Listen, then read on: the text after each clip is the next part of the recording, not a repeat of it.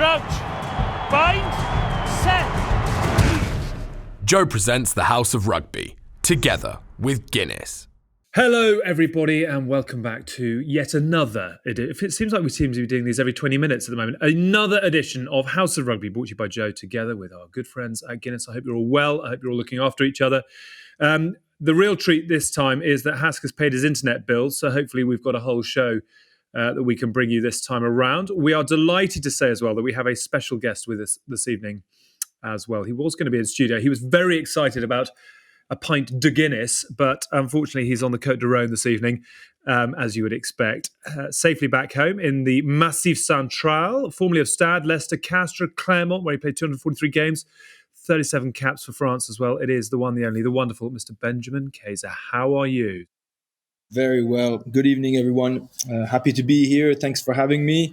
I'm not going to lie to you at the moment with the amount of isolation that we have to do. I am thoroughly enjoying speaking to somebody else than my wife and kids, basically. What is really nice about this is we have a guest from France who speaks better English than Hask and Tins put together. You are an educated man, I know. Just very quick, why is your English so good? You've always been the go-to man in a post-match interview when over here in England.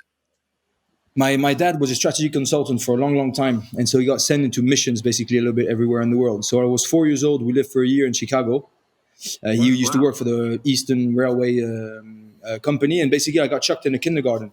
And you know how foreign kids just pick it up. So my writing isn't great, but I just always knew how to speak. You speak it perfectly. Hask's writing isn't very good either. Good evening to you, James. You're well? Hello, how are you? I love how you said... Where are we doing it from this time? You've gone out into the woodshed by the look of it. No.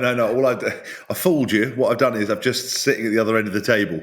So when I had the backdrop of Chloe, I've just sat in the background and we made it our little grotto. This is where I filmed my live workout, couples quarantine workout with Chloe this morning, which was good fun. But I was just want to take you back to a comment you made earlier at the show when you went, gosh, seems like we're doing these every 5 minutes.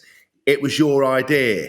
You want us to do them every single night. So don't look all surprised. It's your fault we're doing this. This is my fourth podcast of today that I've done. So if my chat is mediocre and Fisher-Price, and it's not that great at the best of times, but I am so glad. And what has got me a real uplift in today's podcast is Benjamin is and has one of the sexiest voices in the world. You know, his dulcet French tones. Even I'm beginning to question myself because he's a good-looking man.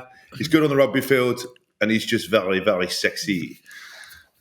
I'll be impressed if you could unpick my chastity belt with your levels of franche brilliance, but let's go with it nevertheless. I tell you what, though, I like Ben. Ben looks like a French correspondent for like the BBC News. He's like, hi, Benjamin Kayser, live in Paris. It's all hell here. They've run out of wine and baguettes and everyone's lost the plot. Doesn't he? He looks like a live correspondent. I quite like it. All with a regal mirror in the background as well. It is great to be here. I'm not very keen to speak to my wife and children, but I'm very happy to talk to the roast beef about the rugby. You don't understand, but anyway, good to be here. Guys, I've been following your podcast, and you talk a lot of shit about French rugby and about Stade Francais. So I'm the only one who can set things straight, okay? Yes, so forget about all the please. questions. You can chuck them out the bin. Just let me set things straight about Hask's time at Stade Francais, you know?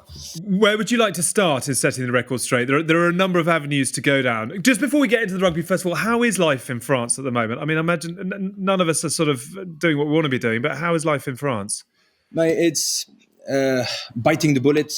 It's much bigger than us, clearly. It puts us back into our own, and the fact that we are small ants compared to the ginormity or whatever you want to say it of the world. And it's quite boring, quite frankly, because we need to self-isolate in a town where we think we could be doing a lot more things. But it's for the greater good. We've got to be thorough. We've got to be conscious of the fact that we're not alone on this thing, and we're just trying to protect people. So things have shut down gradually, first the schools, then the shops, and now it's a clear restriction, lockdown. You need to give a piece of paper to say where you're going, why, and if you want to work out, it's within a mile of your house. But that needs to be short and quick. If you want to go to a supermarket, you need to tell which one. You need to give a time at which you leave the house and why. The only thing is, because it's France, if you have a dog, you can pretty much go anywhere. You can take your dog literally anywhere. It's unbelievable. So I'm not going to point any fingers, but my neighbor is a former South African lock who just retired in June. His name is something van der Merwe, and he just bought a dog for some reason. So Yeah, tiny little thing actually. So Flip is cracking the codes as he goes. Exactly. No, listen, it's much bigger than us, so we just got to be patient. I think it's going to be. I think we're in this thing for another month, and hopefully that'll be the end of it. What would you normally be doing at this point? Because you're a busy man, and how have you been passing the time? So basically, my last professional game was 16th of June 2019. Unfortunately, we lost the final against Toulouse. And I announced a couple of weeks before that I was going to retire at the end of that season. I had another 2 seasons at Clermont. The last 10 years in Clermont have been fantastic for me. I thoroughly enjoyed it. But at the same time, I was becoming more of my last years of rugby I really enjoyed because I was giving back I was helping young guys. I was enjoying my rugby, just focusing on club stuff. And then it was a way to stay sort of honest with myself that if my body was telling me, because my problem was the neck, my body was telling me that I could have some serious consequences for my future health way beyond rugby. Basically, at 50 years old, he told me, if you keep on going like this, I had 2 operations already, the 3rd level was going to be problematic. If you have arthrosis in your neck, you can't just put a bit of gel in it like a knee. I can live with a busted knee and a swollen knee for the rest of my life. The neck or concussion, basically the brain and the neck for me are the 2 ones that you can't just play around with. And the chat was at 50, you might have your fingers start moving like this because the spine is hit because of all that arthrosis hitting it. So I was like, okay, it's 50, it's in 15 years. I want to be playing tennis and running around with my kids and having a blast. So listen, I thought, let's quit while I'm ahead. And we were having a great season last year. And I don't regret it. So even though if officially I said it took me a while to take the decision, once the surgeon told me that, I had a chat with my wife, I had a chat with my dad. What can you possibly put in the balance that overbalances being healthy for the rest of your life? So it was a bit of a no-brainer. Stick to what rugby is my passion, but it's a sport, it's an enjoyment, it's happiness. It's not taking major risk with the rest of my real life, if you want to call it that. Yeah, that's very wise. And so what have you filled the last 6 months with? Because you're studying, you've got shops, you're commentating, you seem to be, a busy portfolio. Well, things basically it was a bit of a last minute thing, but I already thought about getting back to my studies. And so I'm doing an executive MBA in Oxford at the moment that I'm really enjoying.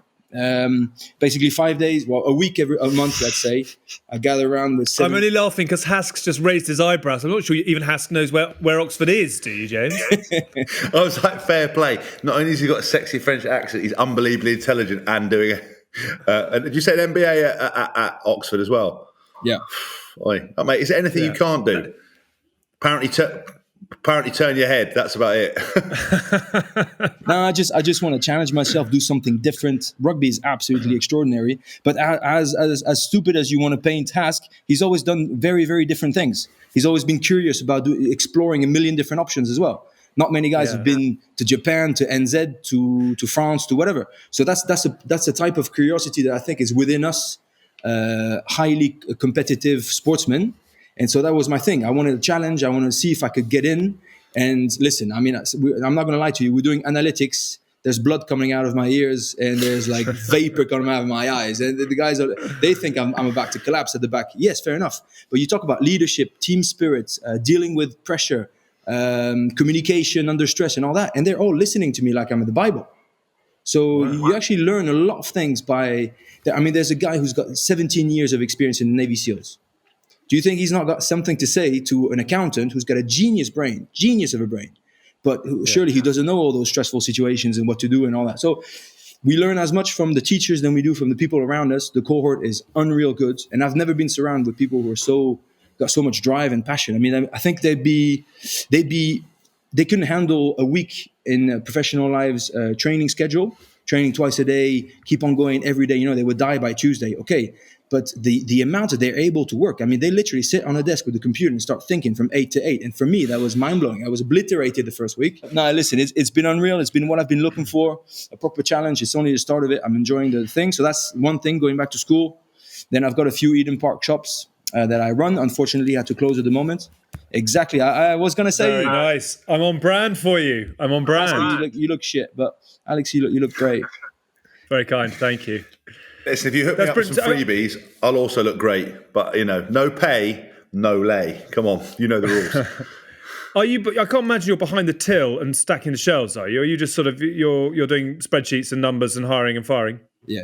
Yeah, I read them. It all started because the Clermont shop basically closed down, and I thought I'm a very good learner, hands-on. I'm not very good behind a book, and basically it was 2 employees, not put a lot of money in, and I was just going to learn. And that's actually how I enjoyed the most my rugby, is when I was doing everything. At first, they were like, "How are you going to handle the full workloads?" I was being a sportsman, and my coach Franck was very understanding, and he really let me do my thing. But that's when I enjoyed the most. Because you realize what it is to have a normal paycheck, you realize the amount of time and hours that it is, and you realize that that's not what you want to do. You know, I don't want to have a normal job. We live extraordinary. Well, I used to live an extraordinary life thanks to professional sport. And it was unreal, and I really thought it was like, like a golden era of my life. But then real life is going to come around, and you just need to prepare the best you can. Yeah. So I do that, and I wanted to stay as far away as I can from rugby. But I stopped in June, and then the 1st of July, I accepted to do commentary for the World Cup. And then I've been going on because we like it too much. Japan was too mouth-watering, basically, not to go, and it was unreal. It was unreal. We had a very good time out. We'll compare notes on Japan in a moment or two. I love the energy. I love guests who bring the energy, and you're certainly doing that. You've channeled yourself into some amazing opportunities. Hask, you're doing likewise. Could we just have a quick comment, please, on the energy that Danny Kerr seems to be channeling into his dance routine with his missus this week? Have you seen that? Yeah, that's isolation day 1,000, no? I mean, what a hero! I just, I look at Chloe and I see these things, and my little light bulb goes on, and I'm like, shall we? I'm not as good looking as Danny Kerr. I don't have the skills. I don't have the finesse. So stay in your lane. Rule number 1 is sometimes what do they say? Copying is the best form of flattery. But I think I'll let them do it. Oxlade-Chamberlain and his missus. They've got it cracked as well, but they're these people are singers and dancers. I'm not about that life, unfortunately. I'd love to see you thundering around on your trotters with a couple of pirouettes and a foxtrot. The funny thing about that Danny thing is it's strangely watchable. It's sort of quite calming. Is that just me? I don't know.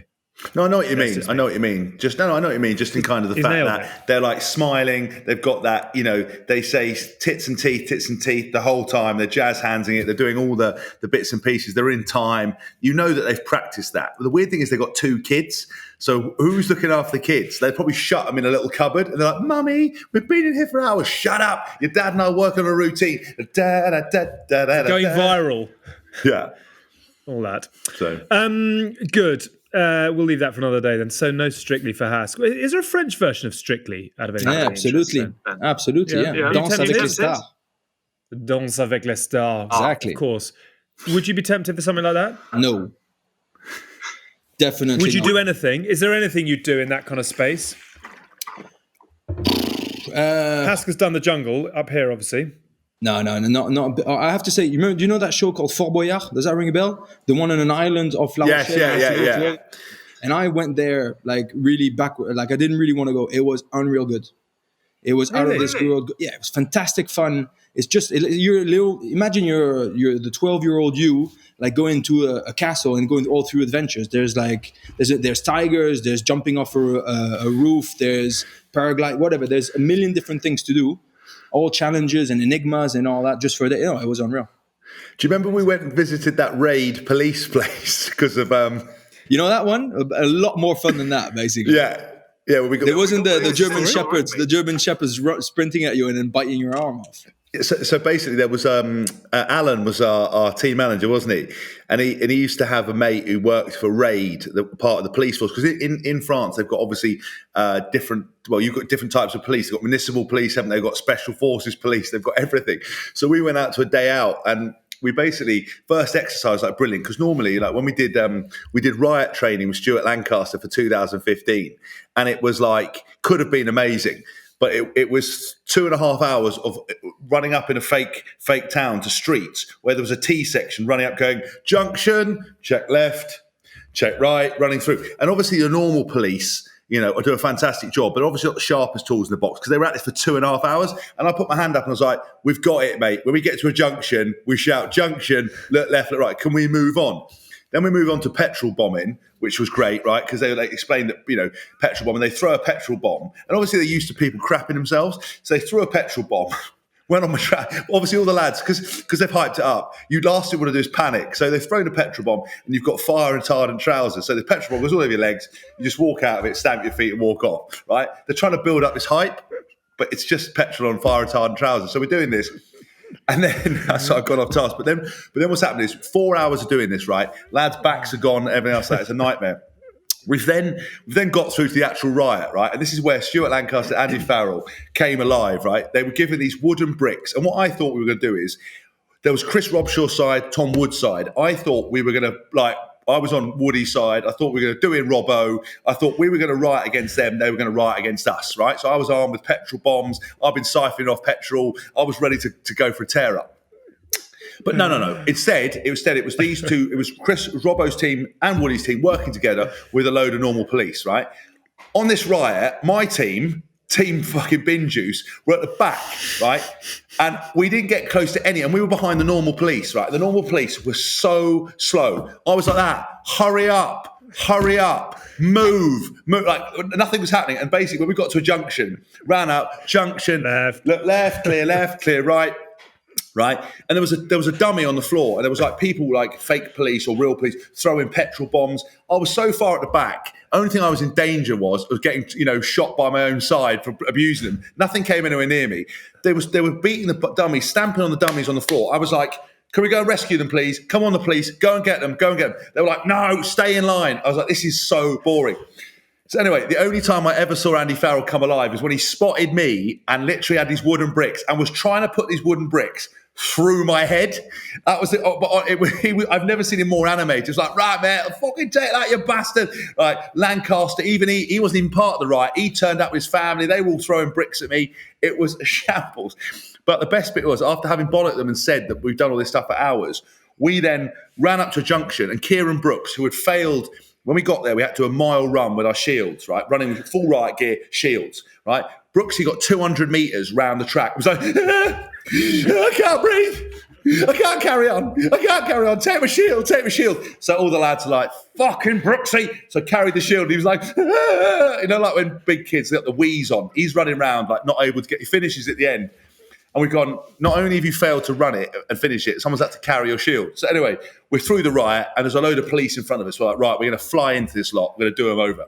We've run up, and everyone's got junction.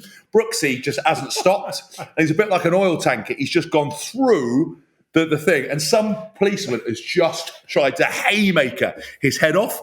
We've all gone, oh my God.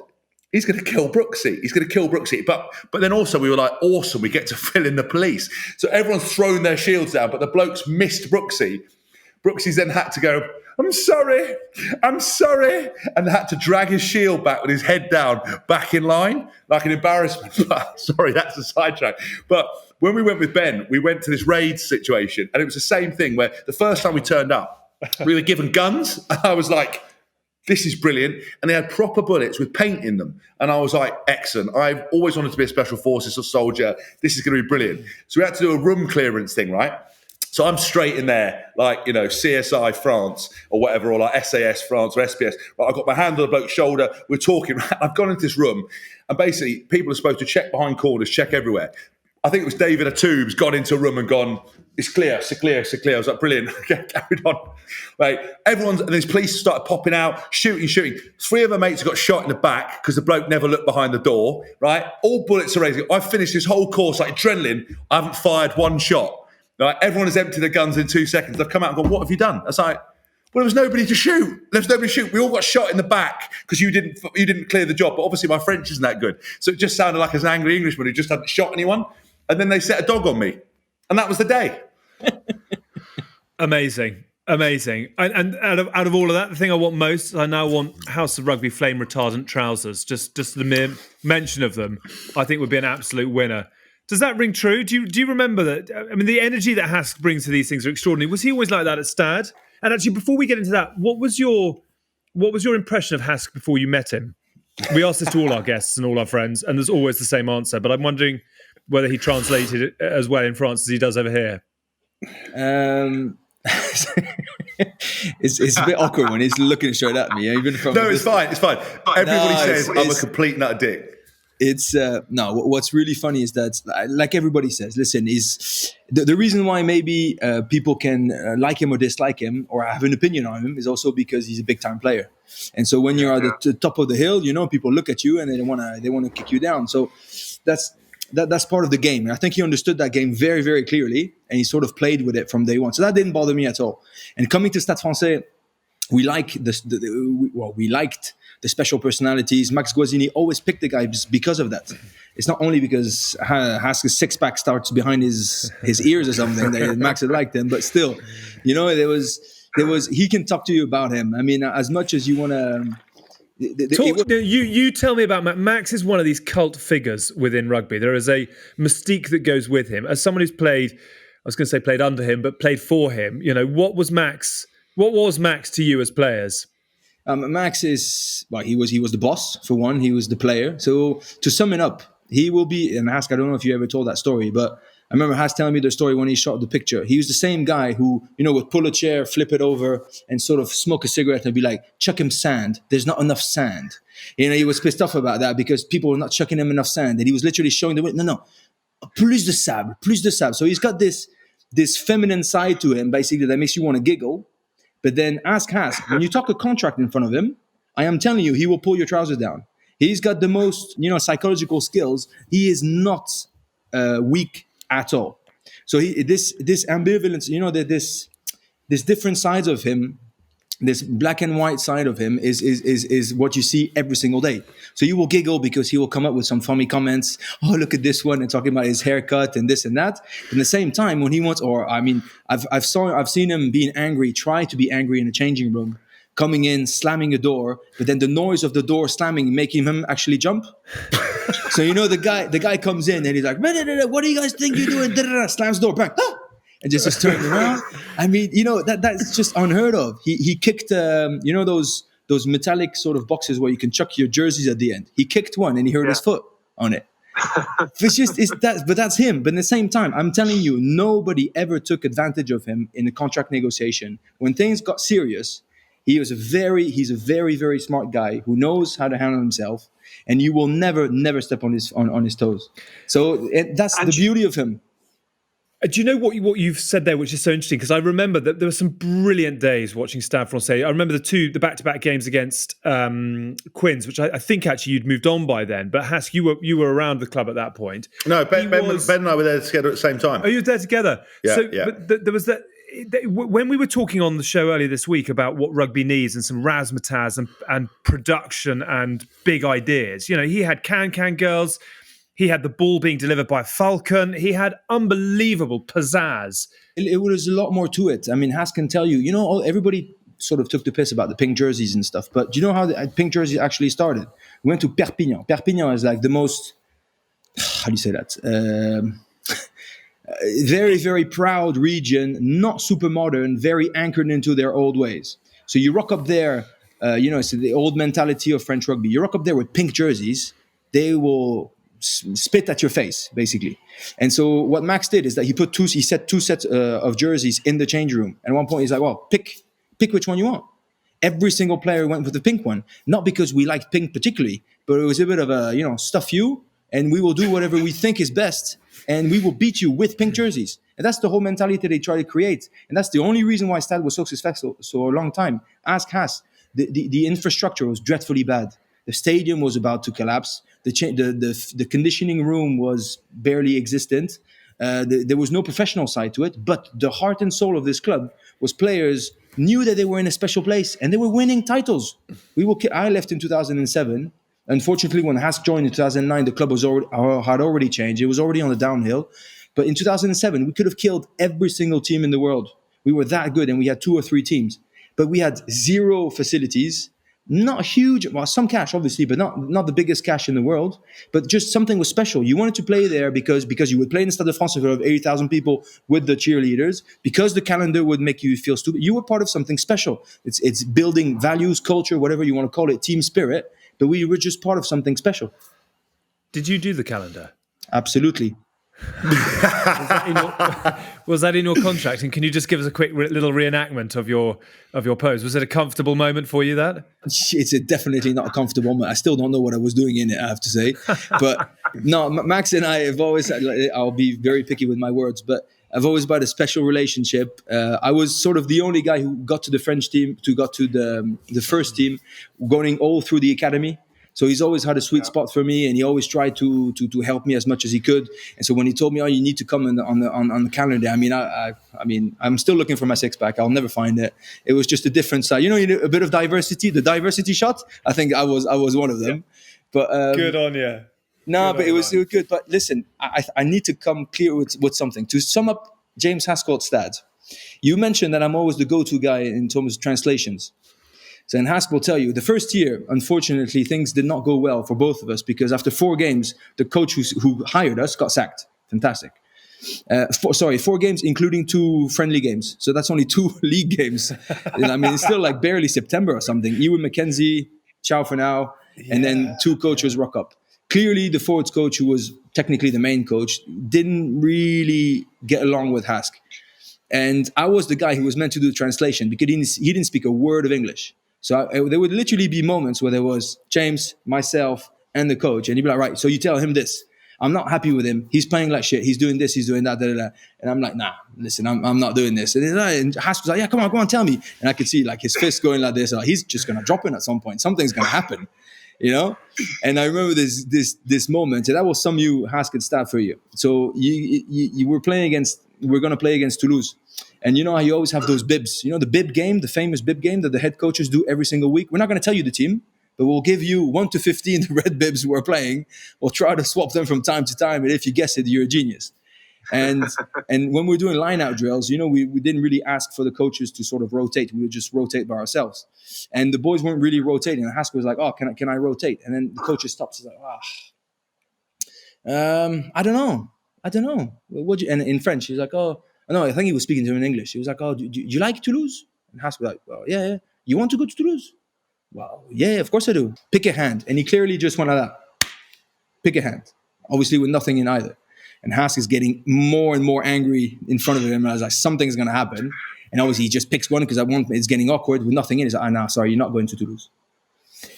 The easy reaction would have been Hask to drop him and to play in his game because I think that's what he was getting to. What he did is that's completely the other way around. He finished the training. He's like, yeah, fair enough. So looking very, very angry. But then I remember you started using those shields as sort of a Ghostbusters, you know, sort of thing. So those shields, you know, put them back on like a backpack, put them on your back. And you could see a guy just jumping in at the back. You're like, oh, busters, just do those things.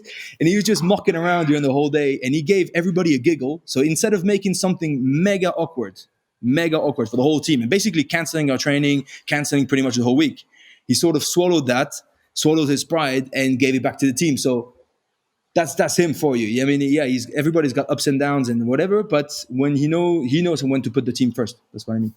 Amazing. Do you remember that? Yeah, I do. I was going to say when Ben was talking about it. So firstly, just touch on Max. You know, Max for me was the best owner I ever had. You know, he was the last of the kind of old school, you know, you're right, ruthless businessman. You know, when I went away to England and, you know, they wanted me back and Martin Johnson wouldn't let me go and I had it in my contract, Max just took half my wages for that month and was like, I'm not paying it back, and if you want, you can sue me. But then him and I had a fantastic relationship. I still speak to him now. If I see him at a game, you know, one of my biggest regrets about France is that because I was always trying to be so professional and I didn't, you know, Ollie Phillips, you know, win or lose, would go out with the lads, do everything. I was very much like, if we didn't win, I'd stay at home. I started doing the French lessons, but I didn't learn as much as I should do. So I could be understood, but it was pretty terrible French, right? A bit like Del Boy. So I wish I hadn't done that because, for example, the relationships with Ben and Sergio and Pierre Rabidan and Max could have been even more than they were because I couldn't get my full personality across, you know, which was quite hard. But Max and I always got on well, and he was fantastic, a marketing genius, you know, exactly what Ben says. You know, he was the first one of those photo shoots. You know, I remember when I said to him, did the calendar, I said to him, listen, no full frontal. I said, no full frontal. It's a cold day. I didn't even know what day it was going to be, but it's a cold day. No full frontal. As soon as I stepped on the roof, boom, 2 cameras at crotch height with like a film crew. And I'm obviously naked, right? And I went, whoa, time out. Who's this for? And they went, oh, it's a behind the scenes DVD. And I was like, who the fuck's got a behind the scenes DVD on this? And then I saw Max in the corner with a pair of like smoked tinted sunglasses on, a hood up, with an impassive face, just standing. And I was like, oh, that's for him, right? I see. But he was He made me welcome. Yes, he would come into change rooms after a game, kick all the water bottles, call us all sons of bitches if we lost and we were the worst team ever, rip the contracts up. But he genuinely cared. He got emotional. And it's a shame how it ended for him because he was a marketing genius, a fantastic businessman, a great guy. And he got, I don't know the details, Ben could maybe shed light on it. We don't necessarily go there, but kind of didn't finish as out as he would want to. In terms of the translation stuff, How did it end?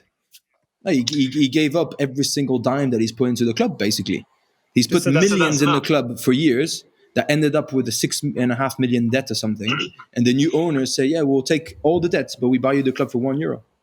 So he lost everything that he's put into the club without saying a thing. Because any other businessman would have gone into bankruptcy, he would have not got the whole thing back, but he would have got something. But then the club would have been in Division 29, coming back from amateurism, and it would have taken them a decade to get back. So he literally sacrificed himself. And look, he doesn't have a family life. His life, his family, his goal and everything that he had in his heart was Stade Francais. He gave it absolutely anything and everything, and he walked away with nada.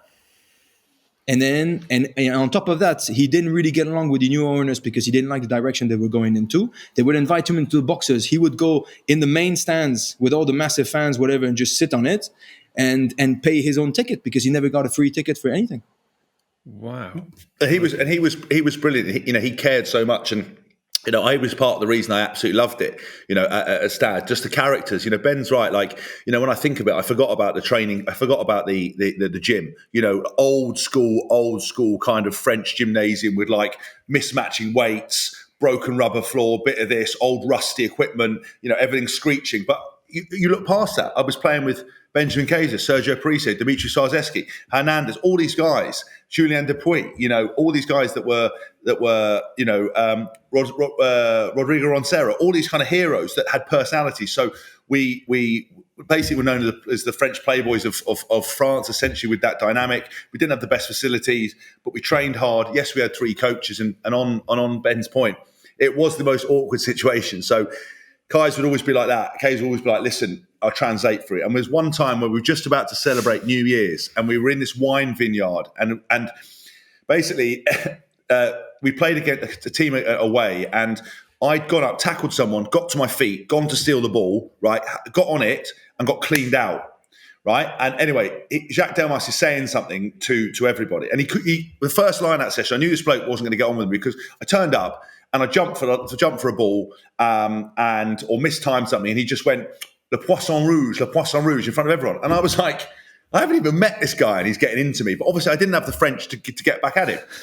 So my usual brand of like, get fucked, you weird looking bloke, wasn't really great. So I had to eat that. So I was eating this Poisson Rouge stuff all the time. Anyway, fast forward to his second game in charge. I've done this, got cleared out. And he said to Ben something in French, irate, right? And I said to Ben, what's he saying? And he goes, I'm not that comfortable saying it to you, Hask. I was like, Ben, come on, we're mates. I'm not going to take it out on you. He goes, well, he says that, does Martin Johnson see this shit? If you carry on playing like this, you're never going to get picked for England. This is bullshit. And I was like to Ben, but hold on a minute. All I did was not win a turnover. Like, what's he getting stressed about? And then as I'm talking to Ben, Jacques comes this far away from my face, right? And he starts screaming in my face. And I say to Ben, what's he saying now? And Ben can obviously see that I'm like, I've never thought about knocking out a coach. I never thought about doing it.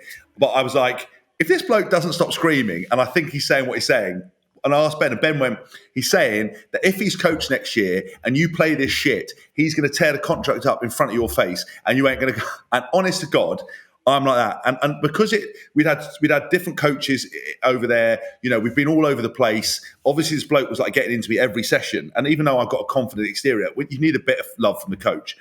I genuinely thought, I'll bang him out, I'll get fired, I'll get a payout, and I'll just go back to England. But I restrained myself. Then fast forward to that game against Toulouse, where I've played every game for Stade up there, been playing well. We get to the quarterfinals, and I go, am I playing this week? And he goes, all the things Ben said, chosen the hands. And I know there's nothing in it, but I've chosen it. He goes, no, I'm sorry, right? So I've carried on doing the session. That session, the French backs have named a move after Bastereau, and Bastereau's gone mental, right, and just pushed everyone over and left, right? So towards the end of the session, I put one of the tackle shields on my back. And first of all, I pretend to be Lance Armstrong because it looks like I've got one of them. So I was like, shh, doing big like jumps outside. You can see people looking at it. Yeah, and then I did the Ghostbusters, right? And then but Gish is Neil even Armstrong, not Lance Armstrong. Oh, Neil Armstrong. Sorry. Yeah. It was some Armstrong, okay. Neil Armstrong. Right? Neil Armstrong, sorry. But anyway, I was being a spaceman like Neil Armstrong. I was spaced out like Lance Armstrong, the amount of drugs he did. And then I was like a Ghostbuster, right? But then the best bit was we went away to Toulouse, right? I got Ollie Phillips to shave a mohawk in my head. So I got the old aviator shades on mohawk. We're sitting in the stand. The boys lose. We have a meeting on Monday. Jacques Delmas really, quiet, upset. I'm like, where's he going with this? He's saying something else, looking at me. All the lads have turned. And I'm thinking, I didn't even play. And then I said to Ben, what's he said? And he goes, oh, well, I feel that, people weren't as professional as they should be. Someone was acting up on the team run day, pretending to be a spaceman. And, he mooned me and he showed my arse. And I'd done something to Ollie and I had my pant half down my arse as training was finished. And he basically blamed the loss of Stade Francais against Toulouse in the quarterfinals of the Heineken Cup on me mooning him and everything else. Do you remember that? He didn't go as far as putting everything on you, but I see what he was definitely pushing your buttons. I think it was something personal. I think you're trying to picture yourself as like the Dalai Lama being so calm and stuff. I remember thoroughly that I had to sort of push you apart, and there was a bit of a head movement going for him. Come on. Get it? Nah, it was uncalled for. Honestly, it was too much. And where you put the you can say whatever you want, but if the guy understands, if there's an actual honest fight about it, but just picking on someone when they couldn't, it wasn't a good year. It wasn't a good year. It was a crap year. It was a crap culture. It was just a season, to get rid of. But you know something? I don't obviously harbour any grudges. I was like that. But I saw Jacques when I played at Toulouse against Toulon. And he was like that. Mr. Hask came round as if we were best of friends as ever we were. I was thinking, I was ready. I was like, come on in. Right? And he was like hugging me. How are you? And I was like, good, mate. How are you? He thought he was hilarious. I know, he did. But he also used to towel himself off like that Japanese guy used to do next to me in a real aggressive way. And I think he used to do Imac his old bits and pieces because he used to chamois his arse like that. I'd be like that with the lads. And he had these like thumb rings on, jewellery, bracelets, all this kind of stuff. And he's chamoising his arse right next to my head. I don't want to dive in here because watching you two go head toe to toe is absolutely brilliant. Just very quickly, Si communicates to me through the WhatsApp group. He said, Ben, it's great. You've had 20 minutes. And that was about 40 minutes ago. He's then said about 5 minutes ago, you can probably do the coming up whenever you like. We can easily get Ben back at some point and do more, as he's absolutely brilliant. So we're 40 minutes into the show and we might quickly just do a menu, which is that obviously we'll talk a bit more about Ben. We'll dig into the core of French rugby. We'll take you back to Tokyo 2019 and we'll finally reveal our delayed bin juice 15 in the Guinness Perfect Pour. Just before we get back into it as well, we did actually just very quickly want to pause and say a massive thank you to everybody who's sent nice notes through Instagram, WhatsApp, whatever it might be, and for all the positive feedback over the last couple of weeks. Lots and lots of you have been in touch to say that you're enjoying the shows and actually they're helping a little bit as well. And I never, ever thought that this show would be an antidote to anything. But if any of you are enjoying it because it's keeping you busy, then that is a great plus from our perspective. We are simply three virgins in our bedrooms talking about some amazing stories. Just before we get into Ben, I want to talk so much about your career. You did, Hask just mentioned Dimitri Yachvili, who was obviously a teammate and a sort of rival for that 2 jersey at club and country level. For all the wonderful career and all the things you achieved in the game, is there and will there always be just a little bit of envy for arguably the most beautiful hair in rugby, possibly sport actually at that matter? For the amount of time he got his hair pulled on a rugby pitch, definitely not, because that was the go-to to any single problem. But no, to sum a long story, I mean, it's even before that. I mean, we were in competition in France under 21s, and we were roommates in France under 21s. So I've known him for a long, long time. Clearly, different people, different way to approach things. But everything that he's got it through hard work and dedication. So I've only got respect for what he's done. And I think every time we played against each other, everybody was like, oh, something's going to happen. You guys are going to kick each other's heads in. And then it never did because it's just about honest respect for, you're a hard worker. I'm a hard worker. We've got different paths, different ways of seeing things. He was way ahead of me in the French team. And I was way ahead of him in the French team. And our relationship never changed. So that's just about respect and staying put. That is a really interesting answer. Do you mind if I go a bit deeper? Would you say, therefore, that you respect him as a person, but you're not necessarily friends? Or have you grown to become... Would you like to become in years to come? Or is it just a respect and that's enough? It was an impossible scenario for us to ever become friends while playing. That's for sure. Just to tell you, not the only reason. One of the reasons why I went back to Stade is because at the time I was in Leicester, things were going really well, but everybody was sort of moving back from the Premiership to top 14. Sébastien Chabal was leaving, Seb Bruno, Philippe Saint-André, all that generation. And I was thinking, I just got picked to the French team. I need to go back just to show my face a bit more because the French coach was like, you need to come back. And I get Max calls me, you need to come back. You're from this blood. This is your heart, your soul, your blood, this and that. And I'm loving it, yes. But I mean, I've got nothing to be doing in Stade Francais, in all fairness. And then I get picked for the French team. It's myself and Dimitri. And then Dimitri comes up at a weights room in the weights room, and he's like, "Oh, I heard you spoke to Max and whatever. He wants you to come back. Just to let you know, if you come back, it's going to be war." I was like, "What? What do you mean? What do you mean war?" It's like, I was born in Stade Francais. I started when I was 14 years old in Stade Francais. I know every single bloke from the groundsman of the under 10s to the groundsman of the professional side and everybody. I was born in Paris. My parents live in Paris. My grandparents are in Paris. Nobody's going to tell me whether I can or come back or cannot come back. You can tell me, yes, there's going to be an honest competition, but you can never tell me what's going on. So I looked at him and I was like, "Oh, thanks very much, mate. You just actually made me sign the paper." And I called my agent and I was like, "Done. That's how it happened." And it was the shittiest decision I ever took. But I'll own up to it. There was also my grandfather wasn't doing great, so I wanted to be back in Paris to be close to him. It was obviously a good opportunity, but on a personal side and on a rugby side, that year wasn't good at all. And maybe that's a poor decision, but it made me stronger. It made me probably bigger as a bloke. And it didn't get me any bitter at all against Dimitri, because we had some thorough discussions, especially during the World Cup 2015 and after. And so even though we're very different people, respect can build into friendship, which was undoable during the career. That is a brilliant answer, Ben. I mean, that's amazingly articulate. I want to pick up on, just before I do that, could I please ask regular viewers and anyone who's skilled at Photoshop to put Dimitri Yachvili's hair onto Hask and stick it in the Facebook group? What would you pay for a lid as beautiful as that, James? Oh, I mean, for that, like a permanent long lid, I don't know if it would suit me, but maybe a top knot or something like that. I don't know, 20 bags? Yeah, okay, perfect. For a permanent, because you know what? He was one of the dreamiest looking men. Like, just in terms of like, I've seen his kid. I don't know if you've seen his like eldest boy. Is like a complete carbon copy of him. He's in New Zealand at the moment. Oh, is he? Yeah, he's sent him for a year in New Zealand to learn his rugby and to learn English. I mean, he's a smart dude. Dimitri, I think, would have had an even bigger international career if he only could speak 3 words of English. His English was shockingly bad. And now he's just sent his kid, who's apparently like the new hot thing. He's only 16 or something. He plays for 12 or something. Send him to New Zealand and then to Rotorua, I think. Oh, wow. I think, is that what it is? That's where Dylan comes from. And they reckon that Dylan Hartley comes from Rotorua, and he said that when he was younger as a kid in Rotorua, he used to go to school barefoot or ride a horse, and that the whole entertainment was if they found a glass bottle, they put it on a wall and throw stones at it, and the game was over and the bottle broke, they just have to go home now. They'd be like, yeah, that's his genuine, what he tells me. And also Rotorua smells because of the sulphur from all the volcanoes, eggs. Apparently. Smells of eggs.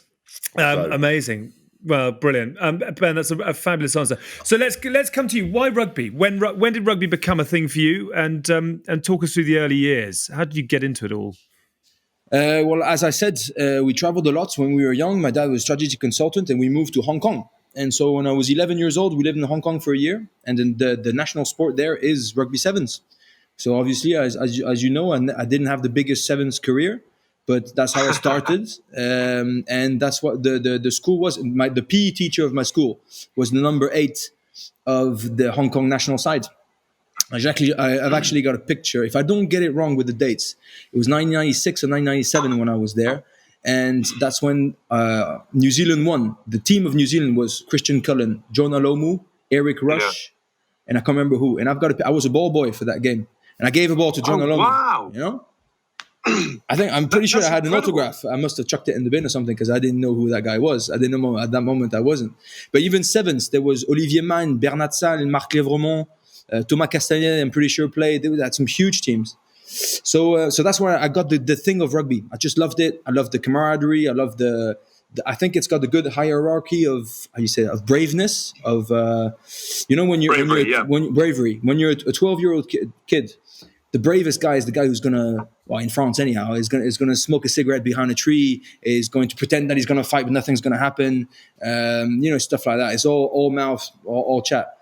In rugby, if you're the smallest and the skinniest guy, you can't tackle for shit. If you throw yourself in the knees of the biggest bloke there is in front, you are the bravest. And that's what I really liked. You need the tall guy, you need the fat guy, you need the stupid, you need the crazy, you need the smart fella, and it's a mix of everything. So it's really rugby school of life really sort of ticked with me from the start, and I felt that I had a lot more mates at rugby than outside rugby. And so when we traveled a few years after, I got back to Paris, and there's a mate who lived I was playing basketball at the time.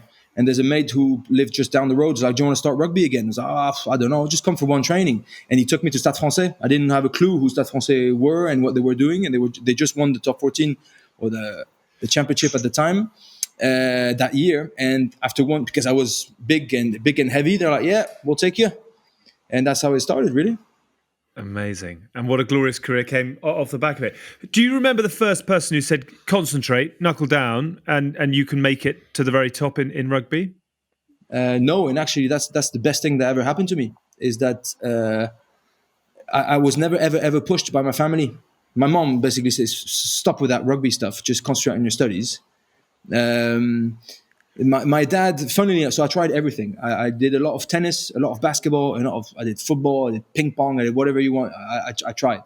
But the only first training that my dad insisted to take me to, for the first one, was in Hong Kong to play rugby. And I understood actually that within my family, between my dad and my granddad, there was a little bit of a rugby tradition. I think my father played, for his university, stuff like that. He would have loved to play more rugby, but couldn't. And actually, that sort of balanced it really well. I mean, I think for me personally, if I spoke rugby at home, I would have quit. It was my thing. It was my environment. It was my way of seeing things. And then it pushed me basically to have a lot of drive, because nobody was going to push me. I had to push myself and to get out there myself. Then it was a challenge. I was a big fella. Nobody would ever go with me. But then they were like, you're not really tough because you're big. It's easy. So, so it was a way of, I wanted to show that I could be tough. I wanted to show that I was brave. That's the reason why I went for Leicester. I was in Stade Francais, everything was going fantastic. Leicester at the time were the biggest brutes in world rugby. And as a hooker, I'm like, yeah, that's a proper challenge for me. Nothing in my life changed after 2 months. I went back to Paris. Everybody's like, oh, you look so big. You look so, this and that. And Leicester's changed you. I hadn't even played a game for them. It's just an image thing. They think, you've put on 10 kgs. Have you started protein and creatine and all that? Because the English were far more advanced at the time with all that. I said, yeah, a little bit. I mean, rugby's rugby. So that's what it was for me. No push was actually the biggest drive creator that I could have. I'm not saying it's good for everyone. I'm just saying that's what worked for me, because I had to prove to everyone that I was actually serious about it. It was not just playing around with my mates, that I wanted to challenge myself. I wanted to be the best at whatever I could do. And the fact that nobody cares about rugby in Paris helps as well, because nobody's going to help you for your studies. Nobody's going to, cut corners for you and make it easier. You really have to drive hard and make it on your own. The Leicester move is fascinating. How did that come about? Was that something you pushed for, or did they come to you?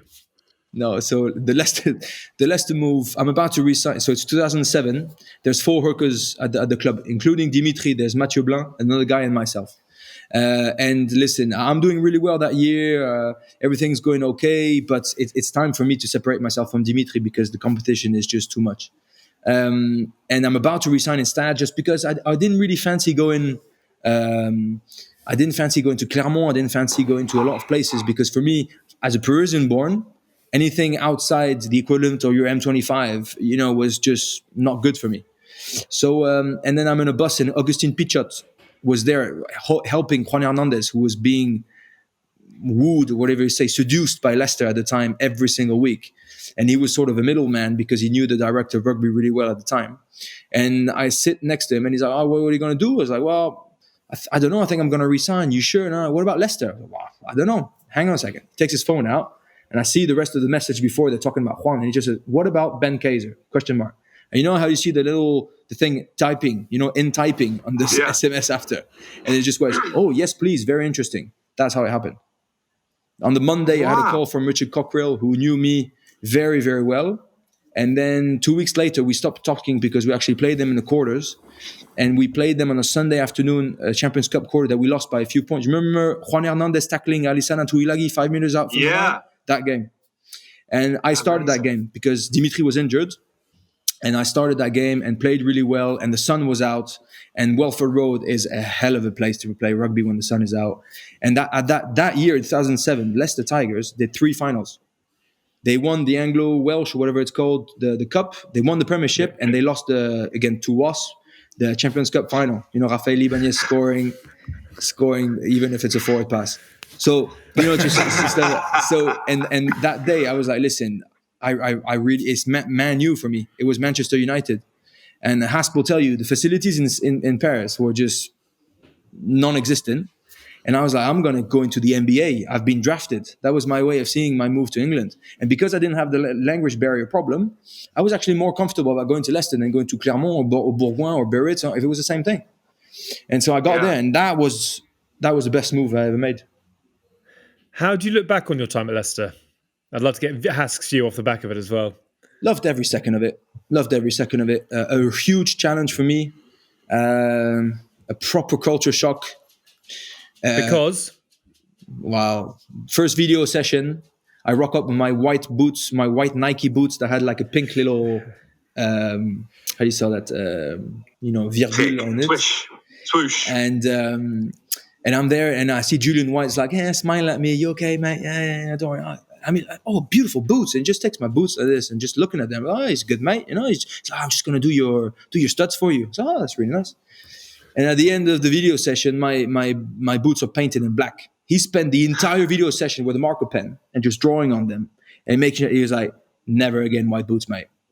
And I was like, well, okay, but they don't joke around with those things. It's a real culture thing.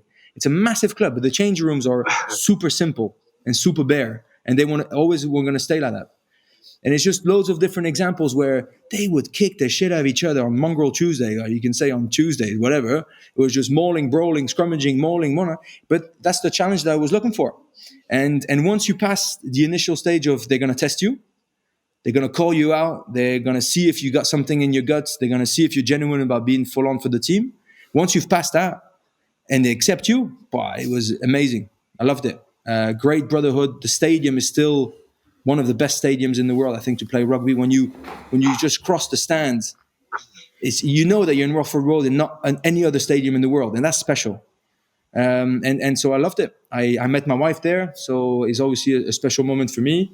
And I loved it. I think I should have stayed maybe one more year, but no regrets again. It was the best decision I ever made. Amazing. They're still playing Smoke on the Water as the team runs out, which I think they've been doing for the last 30-odd years. Hask, were you ever tempted? Do you ever come close to any scenarios at Welford Road? I did have a couple of discussions with people at Leicester when I think before I went to Stade, or a couple of other occasions where there was initial conversations. I think once I'd played a long time at Wasp and made my mark, I think for some clubs to find it hard to stomach someone who's got such an identity with one place going across to another. But I definitely had. I thought you were going to say such an identity with himself. I thought that's what you're saying. No. Sadly, I don't. I rate myself, but not that highly. I think. Do you know what? For me, Leicester were exactly what Ben says. The pinnacle of English rugby for such a long time. Very intimidating. I think. If I had gone there out of school, not that that was ever an option, but I don't think I would have had the career I've had, because I just don't think I would have survived. My temperament, my personality just wouldn't have flourished in that environment, because, they were, super professional, super challenging. Martin Johnson would have just killed me the first moment he met me in a session. I think as I got older, and more mature in terms of my rugby stuff, I think going there would have been fantastic, a great honour. It's an unbelievable club that dominated for such a long time, that have produced so many world-class players. They have a culture and identity for themselves. We joke with England camp, but the only cliques that ever happened at in England camp were Leicester boys. You know, we joked they were like the Borg from Star Trek. They only had one mind because whenever breakfast, they'd all be together. Whenever they went out for coffee, they'd be together. I was like, have you lads got like a PA that's organising this? Because how are you doing all the admin? So it was always quite difficult, and it's a very, very hard place to go and play. I think in my Wasps career, the first time round, we won once in 12 years away. They were always huge bruising encounters, with the Tuolangis, Henry, Alisana, Austin Heat, just guys it was a very, very tough place to go and play. And I think they're an incredible club. And, I now look at the guys and there's kind of an evolution there, slowly the softening of the old school. But I remember Tom Varndale told me exactly the same thing about Ben with the white boots. He came to play Wasps versus Leicester. He was playing for Leicester at Adams Park. He got off the bus and had purple Nike Venom boots. And Richard Cocker was like, "You're not playing in them." And he's like, "The only boots I've got." Gave him a felt tip pen. Most people warming up. He spent the whole time colouring his boots in. On the field, he's got these purpley black felt tip boot. It was like a bigger fish to fry. Someone else turned up in a Jaguar or a Range Rover, didn't they? Some bloke stupidly turned up in a Range Rover, and all the lads are like, just stopped and are like, "Are you serious?" And it's like the fastest reverse out of town, and then he had to go back to a Ford Escort. No one was bigger than the club. Amazing days. Right, a quick pause. We've only just done the menu. It's time to do our midpoint trail, and a point to say that you are listening to and watching House of Rugby on Joe, together with Guinness, with me, Alex Payne, alongside Hask, and the superstar Ben, who we'd like to have back again soon. Please, still to come, we're going to talk retirement. We're going to ask what's happening and what has happened to the French during the last decade, and we'll get to the Bin Juice 15 in the perfect pour. But let me take you back to happier times as well. Japan 2019, it seems like a world away when the world was in a very different place, wasn't it? But if you've missed any of what we did get up to, you can access it across podcasts, YouTube and social media. The boys tried their hand at the Japanese national sport of baseball. That went well, didn't it, Hoff? We travelled around the country. We had an amazingly emotional day in Hiroshima. And we did 4 live shows as well as 4 fascinating mini pods, and the highlight of which may well have been this one before the final with the SuperSport super presenter, Elmer Schmidt, talking here on the inspirational South African captain, Siya Kolisi. And he said he got to the hostel and the teacher showed him his room, and there were two single beds in the room.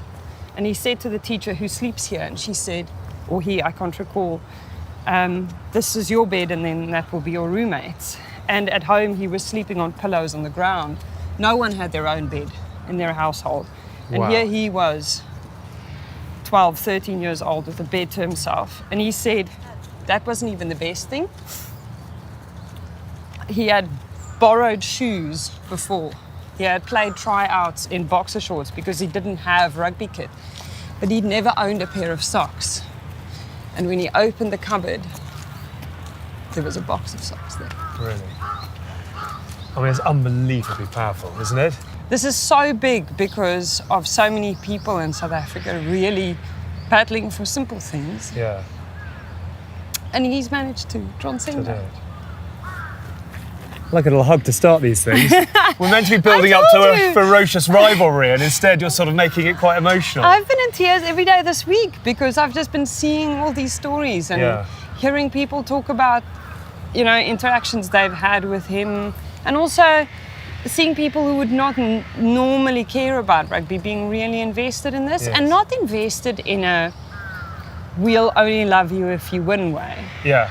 Invested in a "we are really proud of you. Yeah. Look at you. Look at where you are." You're watching the House of Rugby on Joe, together with Guinness. So that was the wonderful Elmer Schmidt, who we miss actually on House of Rugby. Hopefully we'll have a catch up with her before too long. You can find all of our episodes via our podcast and on our YouTube channel. Hours and hours and hours of fun for you to have as you look to pass your units of time over the next few weeks. Don't forget our Facebook group as well. We've got 35,000 of you in there now. Joining in the conversation. Please be nice to each other. Check out our Instagram as well, which is at RugbyJoe. And there you can find photos, news, and behind-the-scenes bits and pieces. Ben, there are so many things I want to talk to you about, and so many things that we're not going to have time to get to on this show. First things first, we hope you'll come back before too long. Are you up for a second round? Whenever you want, mate. Brill, that's good to hear. And we should just comment as well that you've been into the pits and changed your headphones. We've got a new headphone ambassador that you'd like to plug. We're on the Beats. Very nice. Blue Beats. For Vive Yeah, blue and red from the World Cup. Vive la France. Very nice. So with that in mind, let's talk French rugby. Let's deal with the now. God, it's good to have France back. How happy are the mass and the people of France to have a team to be proud of once again? Listen, this is absolutely ginormous for us.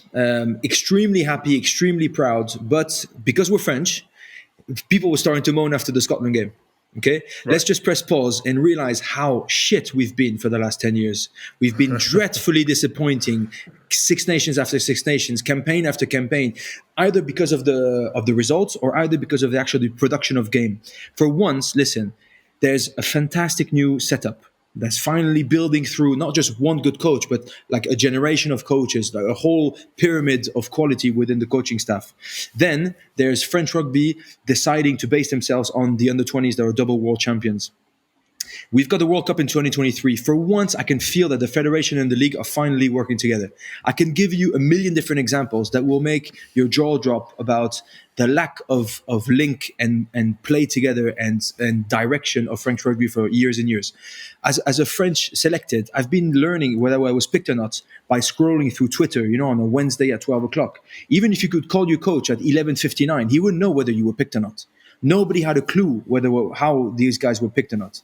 In the former staff, Jacques Brunel obviously is a good qualified coach, but he was unfortunately a little bit off from modern rugby.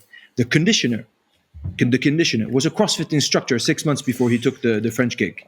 The line-outs coach is a mate of mine, Julien Bonner, legend of the game, never coached in his life. How can but you can't turn down the gig on the same time. They give of the French team, take them to the World Cup. Of course you're going to say yes. But he's not even qualified. The backs and skills coach was sacked of Toulouse and coached the French under-18s, Jean-Baptiste Elissalde. And then and the list goes on. And now you replace it by finally Fabien Galtier. Whether you like him or not humanly, he's a strategic genius. Finally, Sean Edwards. You want to listen, I'm going to pick randomly the best defense coach in the world.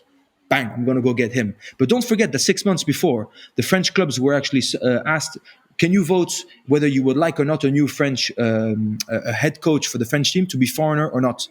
99% said no. Explain to me, how can we have the guts and the balls to say that we don't want a foreign coach? Every single other nation has done it. It's been proven successful. But no, we're too good. We're too good. We've been smoked by every single team in the world for the last 10 years, but we're too good to have a foreign coach.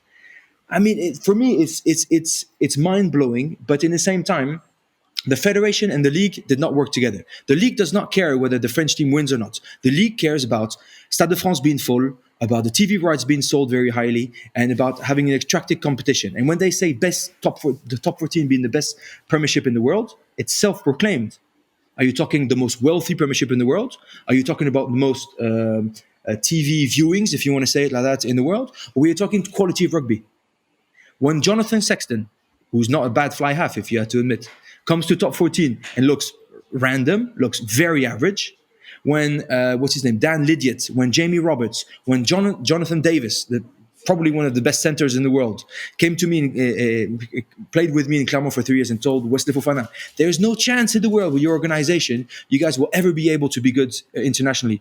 Too many games, too hard. Top 14 is very, very hard, don't get me wrong. It's tough. The impacts are massive. Your body, you feel like you've been driven over by a truck every Monday morning. Well, at least I was. Yeah. But it's slow. It's poorly reffed. And why is it poorly reffed? Because the refs have got so much pressure. When you lose at home, it's an earthquake. You feel like you've killed 1,000 people. So it's impossible to lose at home. The tension around the pitches of top 14 is just, for me, mind-blowing. Where's the fun? Where's the excitement? Where's the entertainment? Where's Max pulling out Stade de France, 80,000 people with cheerleaders? Where's the fun in that? There's millionaires who think they will be. Do you think they will all be Max Guazzini? They will put millions every year and then they will leave if there's a problem? Do you think that's what they've got at the back of their mind? I don't think so. You're trying to copy one alien, Max Guazzini, with 10 different guys. And because they've got a lot of cash and a lot of company, you think they want the greater good of rugby? I think we're seeing things in the wrong way. The boss needs to be the top of the French Federation. Bernard Laporte rocked up. He's got good sides and bad sides, okay, but at least he's the boss.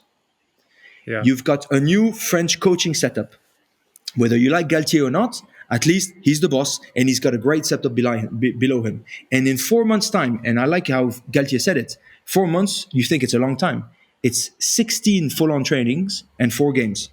That's all it is. It's actually almost nothing, isn't it? It's not even a preseason in a local club. And just in that, they beat England, which are World Cup finalists. They beat Wales in Wales. I was there. It was a hell of a game. And well, they beat Italy at home, okay. But then they collapsed against Scotland because you see this new generation needs a bit of, how do you say that? You know, you always talk about experience. Experience is just dealing with shit and knowing how to deal with it. That's all it is. Experience is not playing 100 games. It's not a number of games. It's a number of losses. It's a number of big losses. It's a number of big problems dealt with. That's what experience is. And these young guys had zero experience. So you don't know how to handle a yellow card after 9 minutes, a red card after 35 minutes, and poor discipline. That's just where they are. But the talent is there. Stade Francais has been empty for years. I mean, apart from France-England, because you guys probably only watch that game. I go to all the games. France-England is the only one that sells out with France All Blacks whenever they come. Ireland, there's 50,000 people. Imagine if there's 55,000 people for a Six Nations game in Twickenham. It would be an earthquake. Yeah. This whole system would collapse. Well, that's what's been happening in France for the last maybe not 10 years, but for the last 5 years at least. So this thing is much bigger than just French rugby. This is about French sport. With the World Cup 2023 ahead, I think there's a proper knock on the door from the French ministers being like, listen, let's stop playing around now. We need results. We need everybody work together. And there's been some very, very strong signs. There's been a couple of guys picked in the French team that I would have not picked. And Ibanez said, the coaches who know them the best. Which ones would you not have gone with? Basically, I had my doubts about, for the starters, I had my doubts about Boutier, the fullback. I had my doubts about Mohamed Awas. Not for talent, but for lack of experience. And bloody hell did they deliver. Apart from Awas, who lost the plot in the last game. Awas certainly delivered.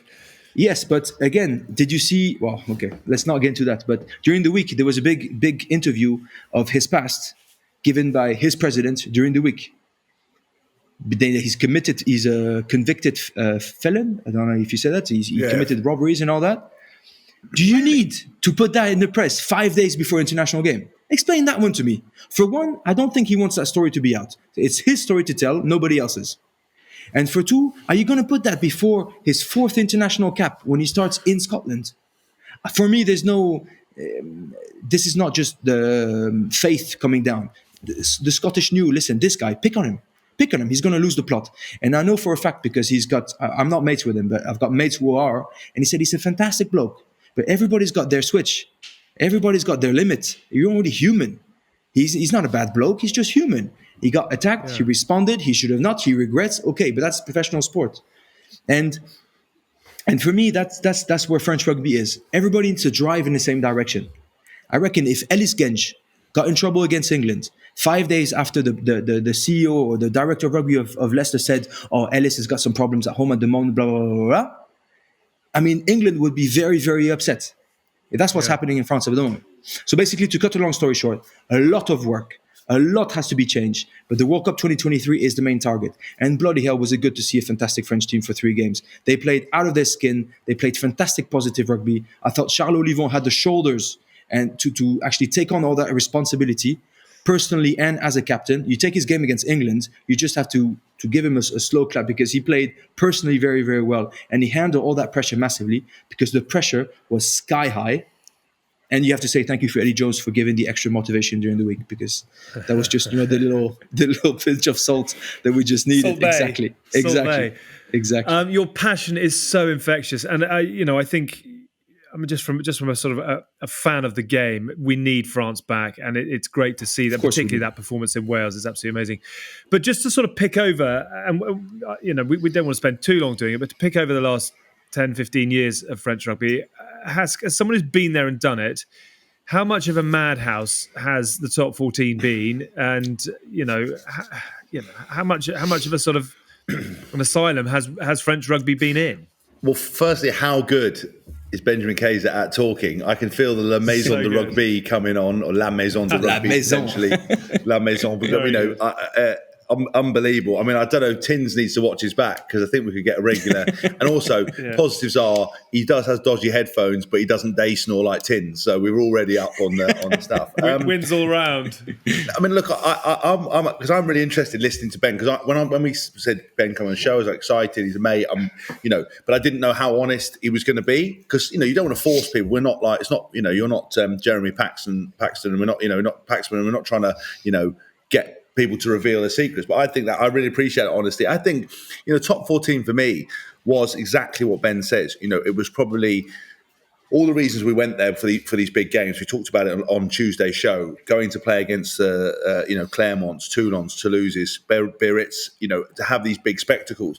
It was very attritional. It was very hard, but it was a bit like the Wild West. And that often translated. You saw mini dramas that happened at club level with owners coming in and kicking up fuss and, weird little strikes. And I think some of the French players believe they're politicians in times of stress. There's always a spokesman. There's always someone, an old club head coming to the fore.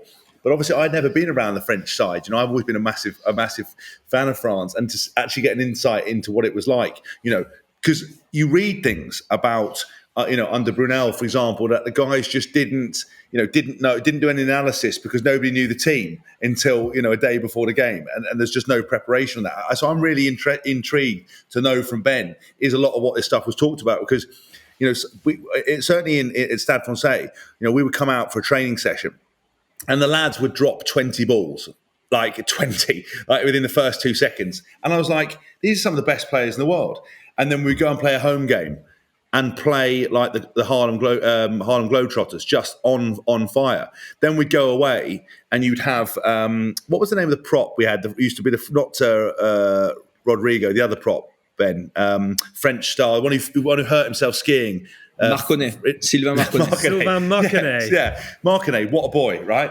But we're going away to play against Biarritz, and Marconet's headbutting Lamarche, right? And headbutting, talking about his aggression. We've gone out in the first half.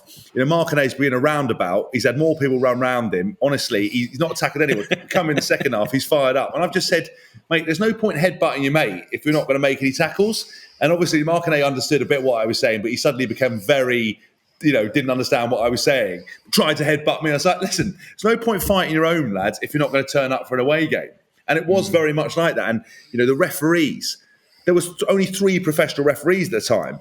And some of the other guys, you were like, where have they got these lads from? And it was like the Wild West over there to a certain degree. And there's always a fight, top 14, like now everything's videoed. But do you remember, I don't know which team it was we played, whether it was actually the game that Dalmas had a go at me. I don't know whether it was Montpellier or someone like that. But there was that second row that always used to have a tear up, and Gorgodzi was always trying to fill in our second rows. Every time there's a massive row, fans getting involved, there's like a tear up, and you're like, is anyone going to film this and cite this? And it was like, no, we'll just carry on. So it was amazing. But I'm like Ben, I'm super excited that French rugby is back where it belongs. I love the fact that Sean Edwards is out there, just doing what he does best.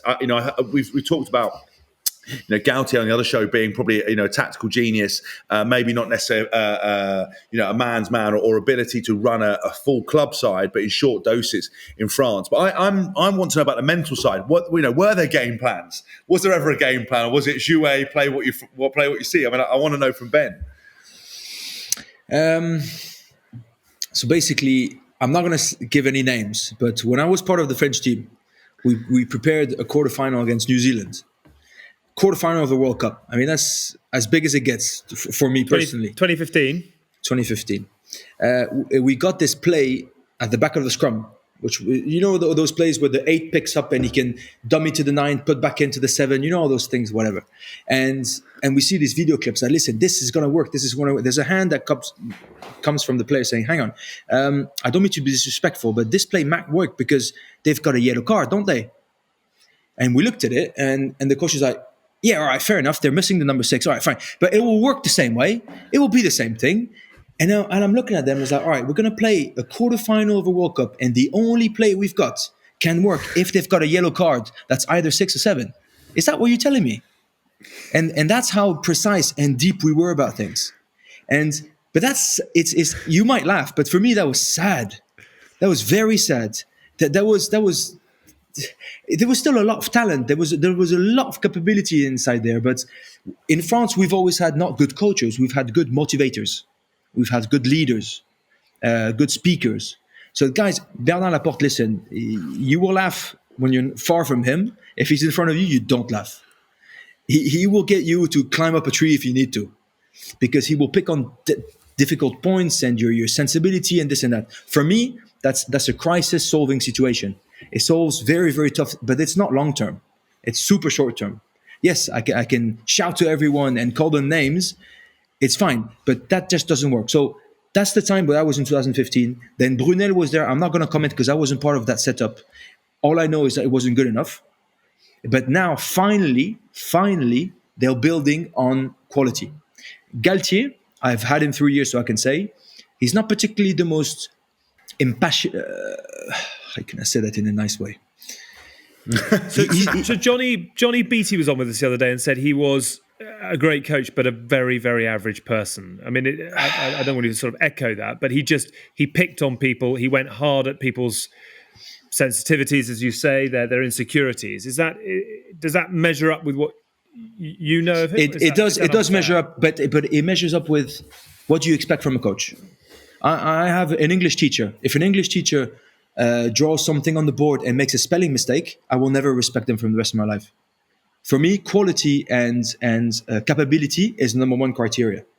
Then the human side hits, but number one is the capability. The capability is the genius side. And Galtier, so it depends on what you need at the times of your career. It depends on how old you are, how young you are, what you expect from rugby, what you want from rugby, and all this. He is the one that took the biggest gamble on me. I was 19 when he started me. And the former coach, Nick Mallet, the South African guy, absolutely loved me. We were best mates and we chatted all the time. He never played me. Galtier, I never really had a connection with him, but he played me.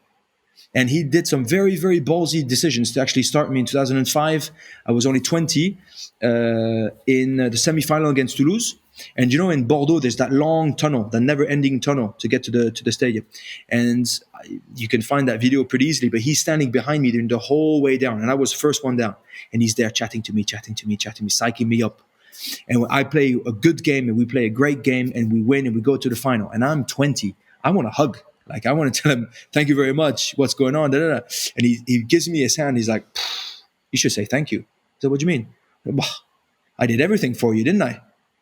So that's his mentality. So it's half a joke, half not a joke. He's like, that's how he plays around with your mind. Can you cope with it? Yes or no? For me, the number one criteria is for him to be a genius. And he is. And if you can't cope with the social side, then that's why you have family and friends. You know, these are the people that count for me. As long as it's respectful. Don't get me wrong. And sometimes he's not, and then that can lead to clash. But to me, he was always respectful. That is really fascinating. Absolutely fascinating. So the question I want to ask you, Ben, you were sort of touching on some of the issues and I suppose the unprofessional element of it. Why has French rugby, and we haven't got a huge amount of time, but I'd be fascinated. All the money, all the stars. What is it called? L'esprit de cloche, the sort of the tribalism. L'esprit de clocher. L'esprit de clocher. Yeah. And clocher is a bell, so it just means it's like a village spirit. That's we're anchored to your you play for your town, anchored to your roots, anchored to your origins. French rugby will never be provinces. It's impossible. We don't play, we don't play rugby in school. That's the main difference with Britain. When you want to start rugby, you're 6 years old or 7 years old, you will play for Perpignan. You will play for Stade Francais. You start wearing the same jersey. You know, you're proud of the colors and this and that. There's no playing for your school. School rugby, no disrespect, is shit. It's just that doesn't have any facilities. Sports in France are played in clubs. You do from your school from 8 to 4, and then you will go to your clubs after. It's separate. It's not education, which I don't think for me is a very good thing, because sport for me is education. Sport does teach you a hell of a lot of things about life in general, but that's not how it is in France. So basically, we're anchored to our roots. Where do you come from? What is your culture? Who are you? And it's almost defined by that. So we struggle with change. We struggle with modernity. That does not mean Don't start saying these things. That does not mean that French players are lazy. That's far from true. I can't believe how that Lucette prop something win from Wales said before the Six Nations game that we were cheats, and that if they played the same high tempo game against Ireland after 20 minutes, the French team would be blown away because they can't tick with that. That was true 25 years ago. Where does this guy, live? Is that seriously what you guys think? If that's what Britain thinks, then fantastic for French rugby, because we will keep on winning. The French setup has got a lot of improvements to make, yes. But ask Hask. If you tell them what to do, if they believe in it, they will train bloody well, very, very hard. But we need to believe. I always give this example that you guys love our passion. We love the fact that you can switch on, switch off just before a game. I played in Leicester Tigers, which is probably the most old school rugby club in England. I used to arrive at the club. It was an hour and a half before the game. You used to meet in changing rooms. With my bag, I would go through the press conference, the room, have a cup of tea with the journalist, get to Martin Corey would be having a laugh, Lewis Moody would be having a laugh, Julian White would be having a laugh, giggling. But 45 minutes before the game, and I'd be giggling, just thinking, oh, this is all relaxed and this is all good. And if I just miss the switch, then no, they're not playing around anymore. And then they just drop like a vision thing, and boom, it's game time. Focus now. I can't do it.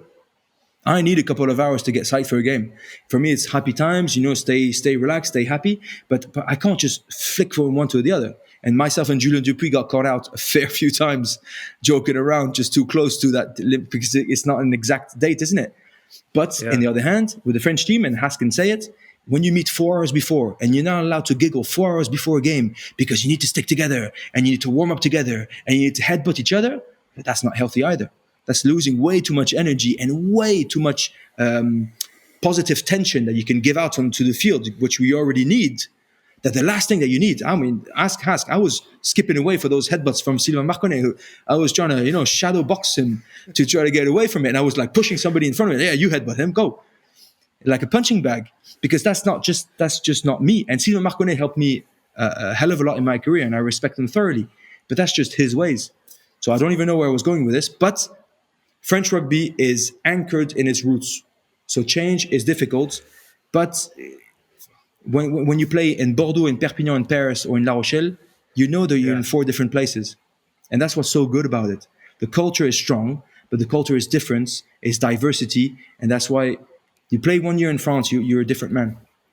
So what you've done brilliant there is crystallise, I think, the question I was going to ask, which is why has French rugby not kicked on in the way that it should have done? It's got all the money, it's got the stars, it's got the tribalism, it's got the history, it's got the potential, and yet the product itself is slow. I mean, I'll give you the brutal reality is that there is nobody in the UK showing top 14 rugby at the moment. It's bounced around from BT to Sky to Eurosport, but people don't watch it because it just doesn't get that buy-in from the rugby public. Why is that? And why has the product, particularly in the top 14, not matched up to the sum of its parts? Because we cut corners. Because we based the success or not of top 14 on the TV views, the money-related signings, and the stars coming over. So it's self-proclaimed best premiership in the world. As a rugby player, but maybe you're a specialist, so you can actually judge differently than any other bloke in the street. What you like from rugby is speed, is tactics, is skill, is pace, giving to a game and seeing guys coming through. It's just different ways of assessing a positive or a negative result. But the main reason is there's a league and there's a federation.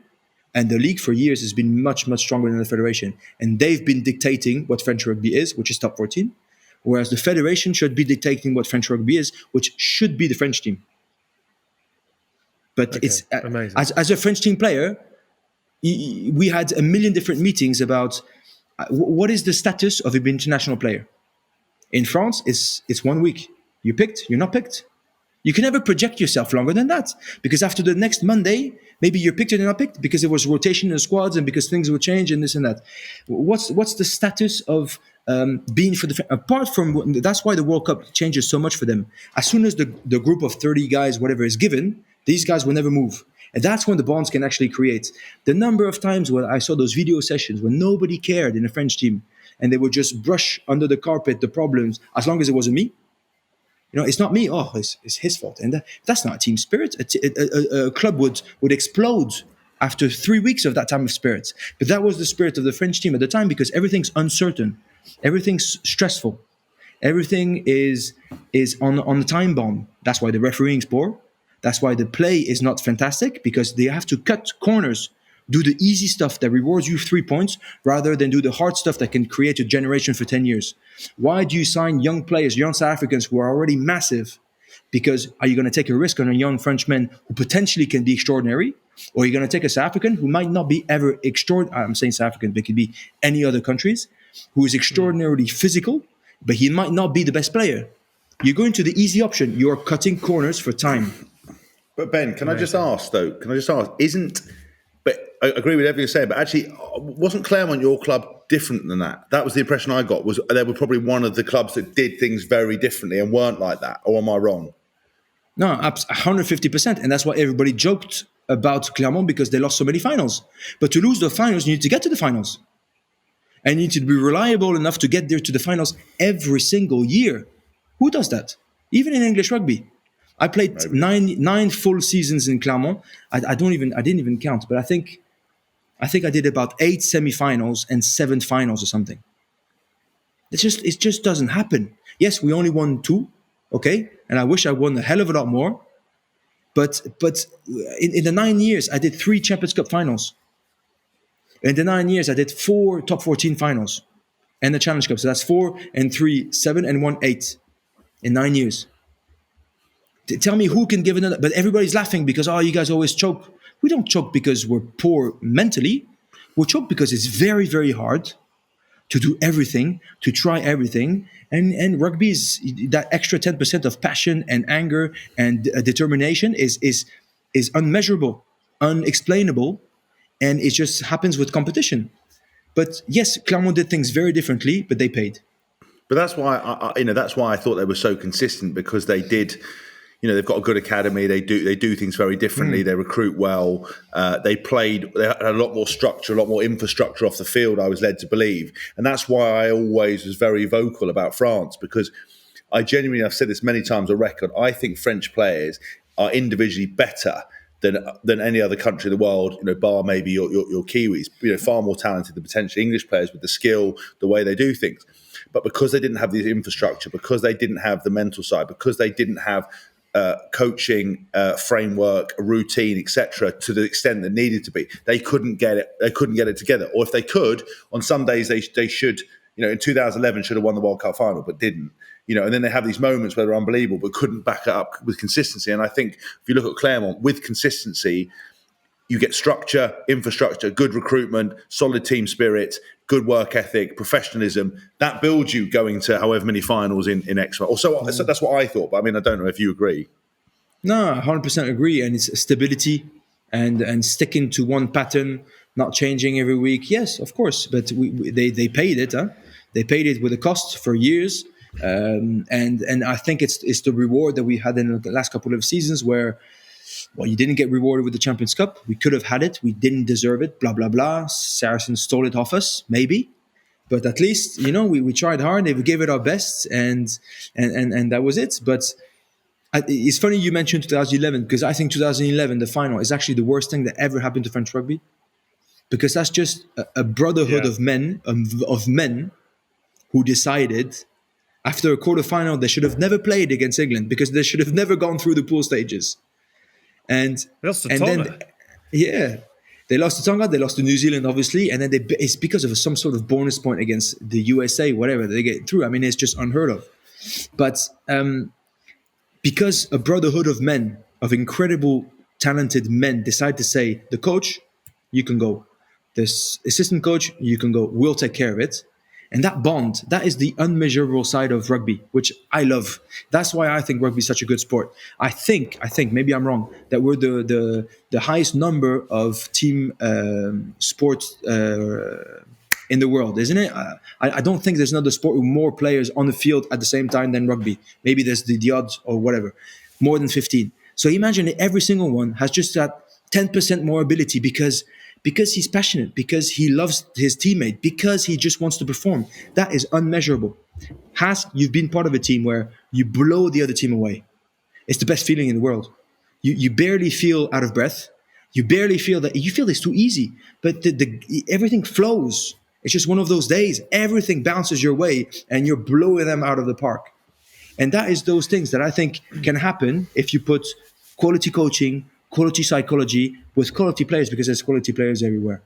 I'm really sad to have to do this. I think time has beaten us, unfortunately. My batteries are going. Hask's internet has only got another sort of 20p's worth of credit left in it. Ben, it's been an absolute pleasure. And you've lit, in the last sort of 30 seconds of this show, so many fires I'd love to explore. Again, life at Clermont. I still think Clermont is up there with Thoman as the best European atmosphere. I agree. It's just fabulous, fabulous days at the Marcel Michelin. Would love to get more into France. We'd love to explore more of your career. Please, will you come back on and sometime soon? Can we arrange that? Not a problem. As long as I'm isolated, I'm all yours. Fabulous. We will get that done, and we'll get it done soon. I'm also conscious it's 5 to 8, and I'm desperate to go out and clap to the NHS, who are doing a remarkable job here in the UK at the moment. And we're having certainly in London, I'm sure many of you are doing that, a bit of a round of applause for the superstars, the genuine true heroes. So we'll leave it there. We haven't even managed to get to the Bin Juice 15. My God, it's going to be good, Hoff, when we deliver, isn't it? It's going to be mega. Go the Bin Juice. Thank you, as always, to the friends who watch and listen to House of Rugby. We're a YouTube show and a podcast, as you know. Don't forget, you can dig into our entire back catalogue on podcast or on YouTube if you're bored, and do join the Facebook group where you can join, get involved and talk about the favourite bits in the back catalogue of House of Rugby. Thank you, as always, to Hoff. 4 podcasts done today. Over and out. Yeah, over and out. And by the way, I've got to say, we've had some incredible people, but Ben might well be my favourite podcaster so far of the House of Rugby, because I'm genuinely interested. He's so articulate. So we've got to have you back. I'm done for the day. My wife is messaging me going, when's this all over? Get them out of my house. So, I want to go and clap for the NHS as well. And then we'll go to bed. Ben, you've brought poetry, mystique, romance and a joie de vivre to House of Rugby for the very first time. Thank you. Look after yourself and your family. We'll look forward to speaking again soon. Thumbs up from all of us. Stay safe to everyone out there. Thank you once again for watching and listening, and we'll speak to you next week. You've been watching the House of Rugby on Joe, together with Guinness. Drink responsibly. Visit drinkaware.co.uk for the facts.